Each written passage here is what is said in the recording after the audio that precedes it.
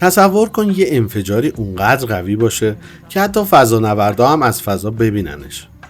یه بمب بسیار وحشتناک که هیچ وقت قرار نبود توی جنگ ازش استفاده بشه، چون اگه میشد شاید دیگه چیزی از دنیا باقی نمیموند. سال 1961 وسط رقابت دیوانه‌وار آمریکا و شوروی تو جنگ سرد، یه گروه از دانشمندای روسی یه مأموریت مخفی گرفتن. ساخت قوی ترین و مخرب ترین سلاحی که بشر تا اون موقع دیده بود.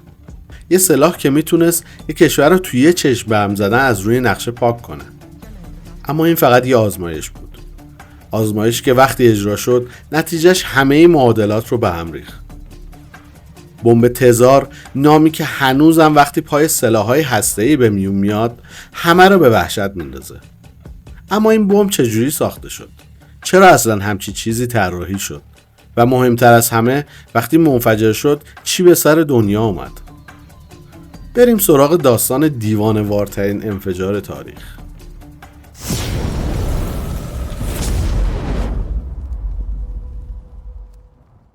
داستان از اینجا شروع میشه که توی دهه 50 و 60 آمریکا و شوروی توی رقابت تنگاتنگ گیر افتاده بودن.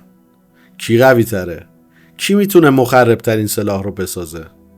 هر دو طرف بمب‌های هسته‌ای ساخته بودن، اما کافی نبود. اونا میخواستن چیزی بسازن که قدرتش غیر قابل تصور باشه. یه چیزی که دشمن حتی جرأت فکر کردن به جنگ رو هم نداشته باشه. آمریکا قبلا تو سال 1954 یه بمب تست کرده بود به اسم کسل براوو که تا اون موقع قوی ترین انفجار هسته‌ای دنیا محسوب میشد. این برای شوروی یه زنگ خطر بود، چون اگه آمریکا همچین بمبی داشت یعنی روس‌ها هم باید یه چیزی حتی قوی تر میساختن. اینجا بود که نیکیتا خروشچف رهبر شوروی تو اون موقع یه ایده جنون آمیز داد. ما یه بمبی میسازیم که هیچ کس جرئت نکنه چپ نگامون کنه. نتیجهش چی شد؟ بمب تزار. سلاحی که قرار بود به دنیا نشون بده شوروی توی رقابت تسلیحاتی فرمانرواست. ولی یه مشکل وجود داشت. این بمب اونقدر قوی بود که حتی ممکن بود برای خود روس‌ها هم خطرناک باشه. خب روس‌ها تصمیمشون رو گرفته بودن. باید یه بمب میساختن که هیچ کس حتی فکر جنگیدن باهاشون رو نکنه. ولی مشکل اینجا بود. چقدر بزرگ، چقدر قوی، تا کجا باید پیش برن؟ جوابش ساده بود. هر چقدر که بشه. یه گروه از فیزیکدانای شوروی به رهبری ایگور گورچاتوف یه بمب طراحی کردن که از هر چیزی که قبلش ساخته شده بود چندین برابر قوی تر بود. برای مقایسه اینا رو میگم. بمب هیروشیما معادل 15 کیلوتن TNT بود. بمب کسل براوو قوی ترین بمب آمریکا تا اون موقع معادل 15 مگاتن TNT بود. بمب تزار اولش قرار بود 100 مگاتن باشه. یعنی چی؟ یعنی این بمب میتونست یه شهر 10 میلیونی رو توی یه ثانیه نابود کنه. ولی بعد که مهندسا فهمیدن این عدد حتی برای خودشون هم وحشتناکه، مجبور شدن قدرتش رو نصف کنن و رسوندنش به 50 مگاتن که هنوز هم قوی ترین انفجار تاریخ محسوب میشد. ساختار بمب چطور بود؟ بمب تزار یه بمب هیدروژنی 3 مرحله‌ای بود. مرحله اول یه بمب اتمی کوچیک که مثل چاشنی عمل میکرد. مرحله دوم یه انفجار حرارتی که سوخت هسته‌ای اصلی رو فعال میکرد. و مرحله سوم یه مرحله اضافه که قرار بود انفجار رو وحشتناکتر کنه که خوشبختانه حذفش کردن، وگرنه کل سیبری ممکن بود از نقشه محو بشه. این بمب یه هیولای 8 متری بود با 2 متر قطر و 27 تن وزن.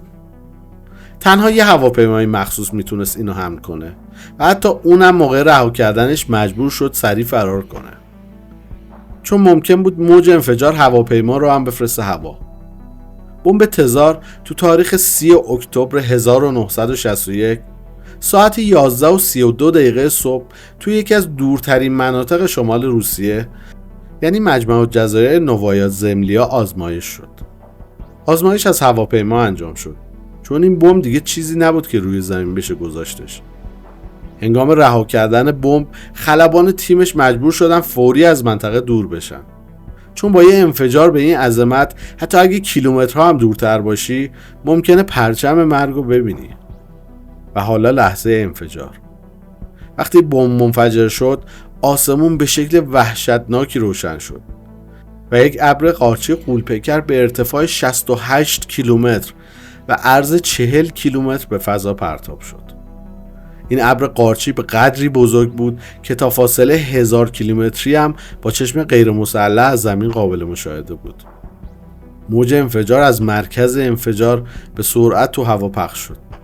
تاثیرات اون به قدری شدید بود که 500 کیلومتر دورتر شیشه هم شکسته شد. حتی در 1000 کیلومتری هم مردم لرزش زمین رو احساس کردن. این انفجار به قدری شدید بود که موج شوک 3 بار دور زمین چرخید.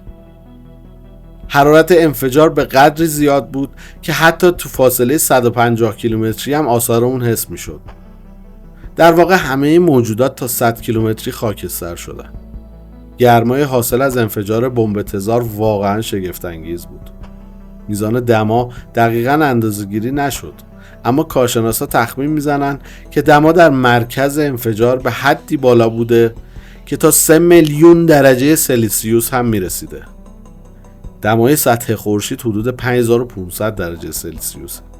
دمای انفجار تزار میتونست چیزی حدود 500 برابر دمای سطح خورشید باشه. این مقدار دما برای ذوب و بخار کردن هر چیزی به اندازه کافی قویه. حتی فلزات و مواد خیلی مقاوم. این انفجار 1570 برابر هر 2 تا بمب هیروشیما و ناکازاکی بود و معادل 10 برابر همه بمب‌های معمولی که تو جنگ جهانی دوم استفاده شد. ارقامش واقعا وحشتناکه، چه برسه به خودش. انفجار بمب تزار با آمریکا و بقیه دنیا نشون داد که شوروی قدرت فوق‌العاده‌ای داره. اما چیزی که توی این آزمایش روشن شد این بود که چنین سلاحی به درد هیچ جنگی نمیخوره. استفاده از این بمب فقط به نابودی کامل منجر میشه. این انفجار ثابت کرد که وقتی قدرت زیاد میشه نه تنها میتونه دشمن رو از بین ببره، بلکه میتونه خود سازنده رو هم نابود کنه. بعد از اینکه بمب تزار منفجر شد و دنیا فهمید چه قدرتی توی این سلاح‌ها نهفته است، همه فهمیدن که دیگه اینجوری نمیشه ادامه داد. دولت‌ها شروع به فشار آوردن به شوروی برای کاهش آزمایش‌های هسته‌ای کردن، چون هیچکس نمیخواست دنیا به مرز نابودی بره. در واقع بعد از این انفجار مذاکرات جدیدی تو سازمان ملل آغاز شد که هدفش کاهش تعداد آزمایش‌های هسته‌ای بود. چون نه تنها این آزمایش‌ها برای امنیت جهانی و محیط زیست خطرناک بود، بلکه ممکن بود باعث بشه کشورهای بیشتری هم دست به ساخت سلاح‌های هسته‌ای بزنن. بنابراین همه فهمیدن که باید دست از این بازی خطرناک بردارن. اولین قدم این بود که در سال 1963 پیمان منع آزمایش‌های هسته‌ای امضا شد. این پیمان آزمایش‌های هسته‌ای رو توی جو، زیر آب و فضا ممنوع کرد و فقط اجازه داد که آزمایش‌ها زیرزمینی انجام بشه. یعنی دیگه نمیشد بمب‌های هسته‌ای رو تو آسمون منفجر کرد و دنیا رو از دست داد. بعدش تو سال 1968 پیمان عدم گسترش سلاح‌های هسته‌ای NPT به تصویب رسید. این پیمان هدفش این بود که کشورهای دارای سلاح هسته‌ای قول بدن که کم کم سلاح‌هاشون رو کاهش بدن و در نهایت دنیا رو به سمت یک آینده بدون سلاح هسته‌ای ببرن. هدفش این بود که از گسترش این سلاح‌ها جلوگیری بشه و استفاده صلح‌آمیز از انرژی هسته‌ای ترویج داده بشه. در واقع همه اینها نتیجه مستقیم آزمایش‌های وحشتناکی مثل بمب تزار بود که نشون داد دنیا باید قوانین جدیدی بذاره تا همچین فاجعه‌ای تکرار نشه.